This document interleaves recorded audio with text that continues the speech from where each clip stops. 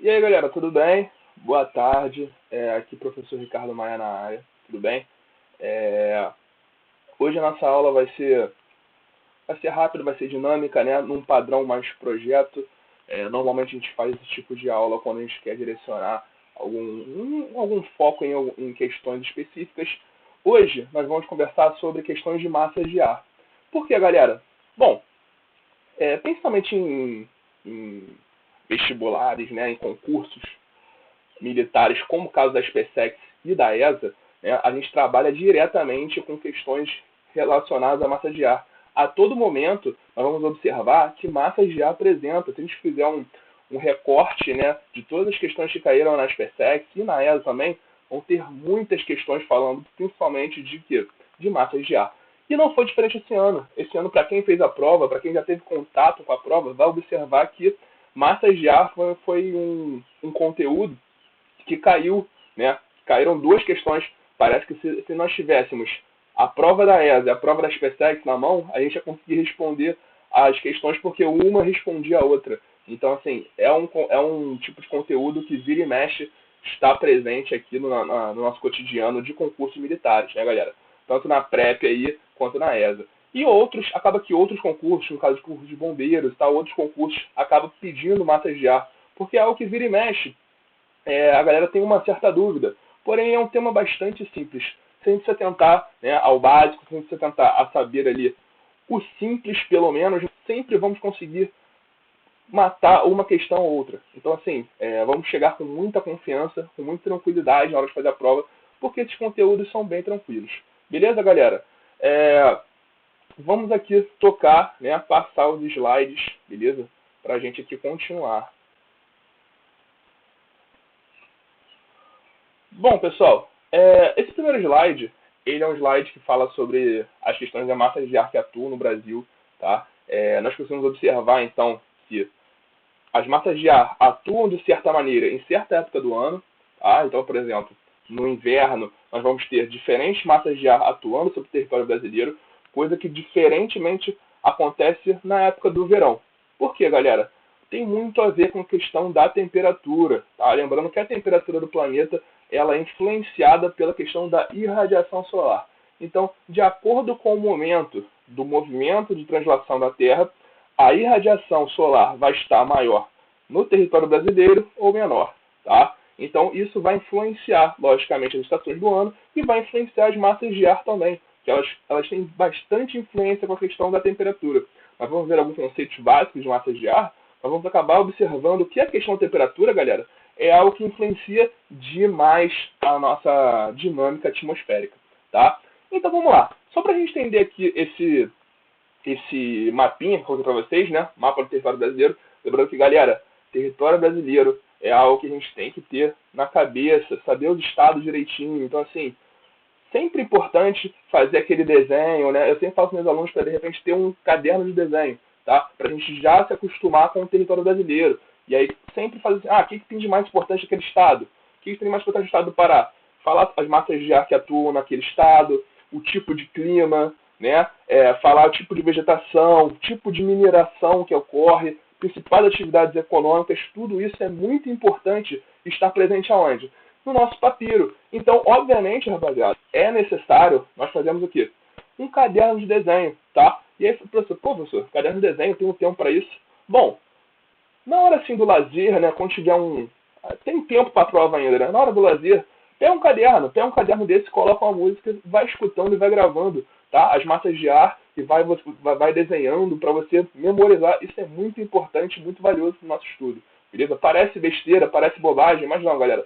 É interessante esse tipo de método, tá? Porque todo método visual acaba sendo muito importante para a gente, porque no momento da prova pode ser, né, que aquele insight apareça e aí já faz toda a diferença. Já é o que? No caso da ESA, é o 6/6, né? Já é o, pô. E esse ano a geografia fez muita diferença.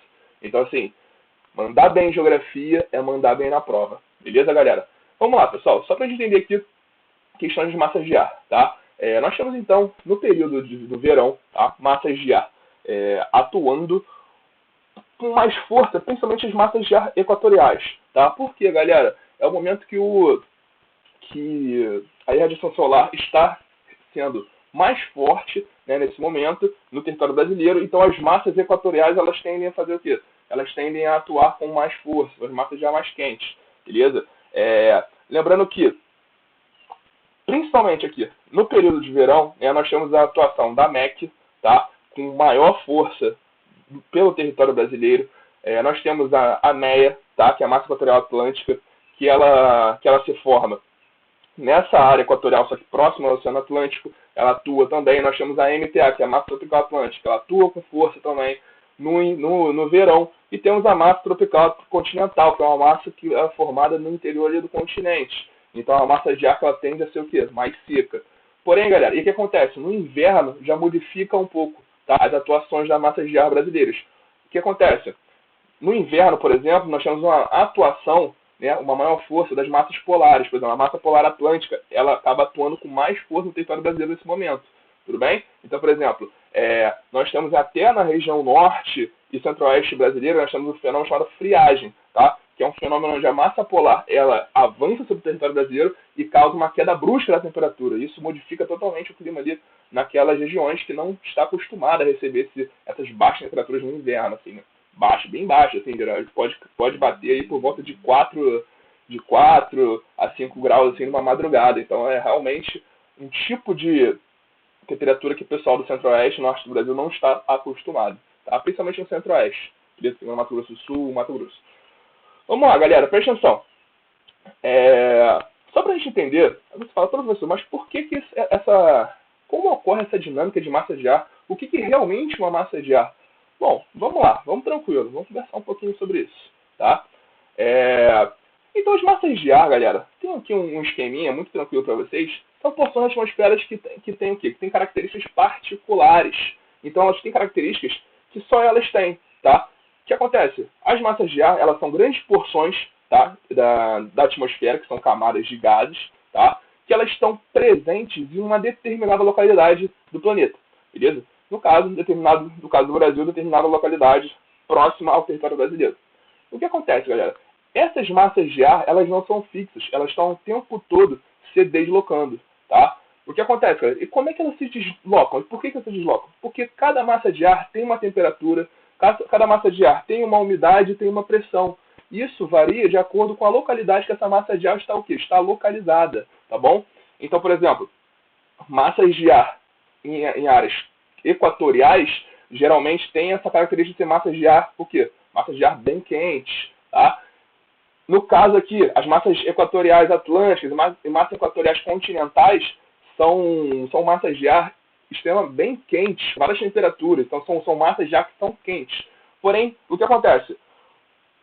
Uma coisa muito interessante, para a gente não precisar ficar decorando, né, os tipos de massas de ar, é a gente saber de onde aquela massa de ar está vindo, né? Então, por exemplo, se a gente está analisando uma massa equatorial atlântica, por exemplo, a gente pode estar analisando o quê? Uma massa equatorial que está vindo do Oceano Atlântico. Então, ela é uma massa de ar que está vindo da área equatorial, então, logicamente, ela é quente, beleza?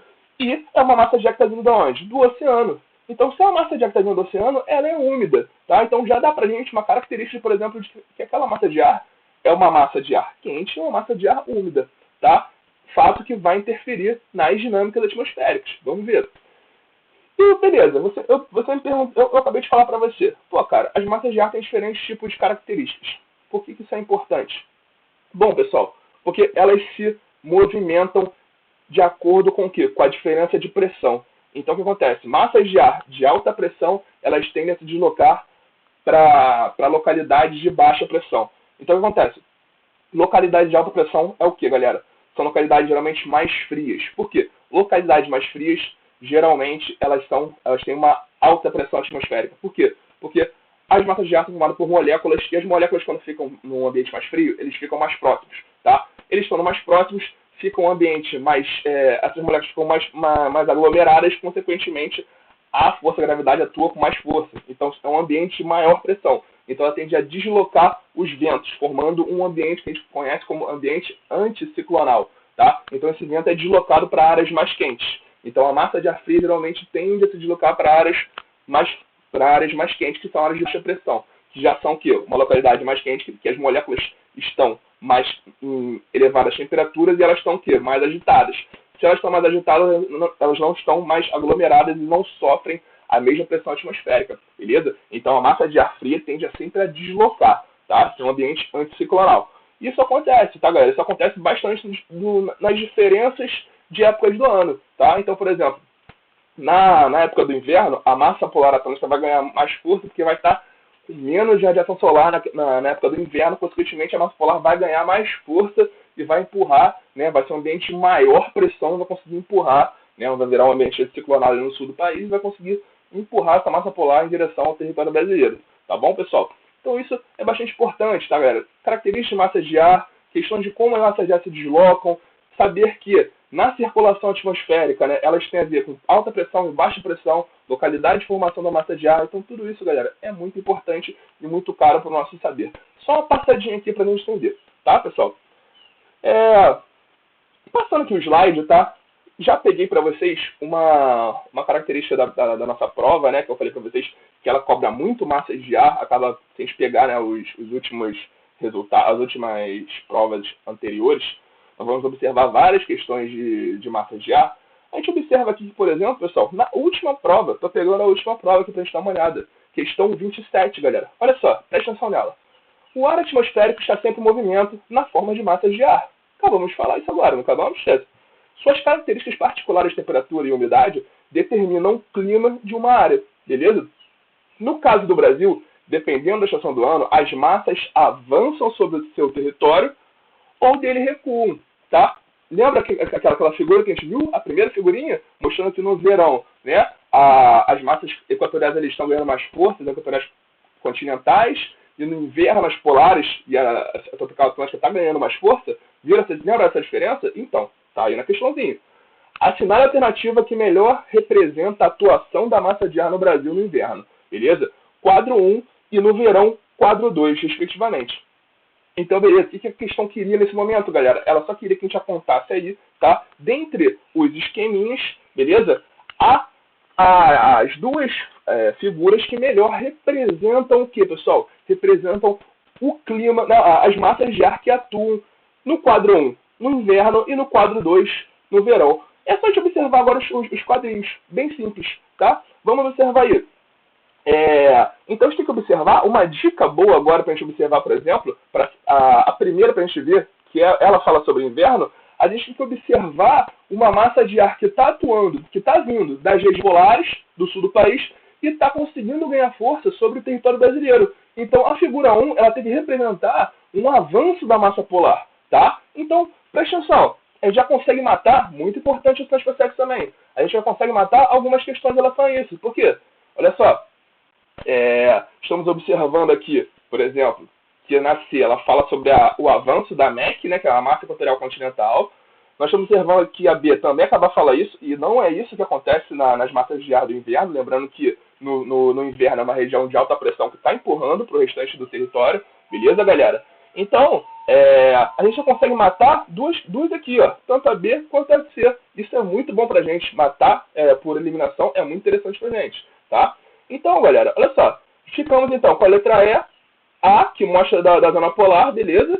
E acaba que ele mostra que a questão da MTA com força, beleza? Porém, a D mostra que está falando que a MEC ela ganha mais força no inverno, coisa que não acontece. Então, já elimina, por exemplo, a letra D também.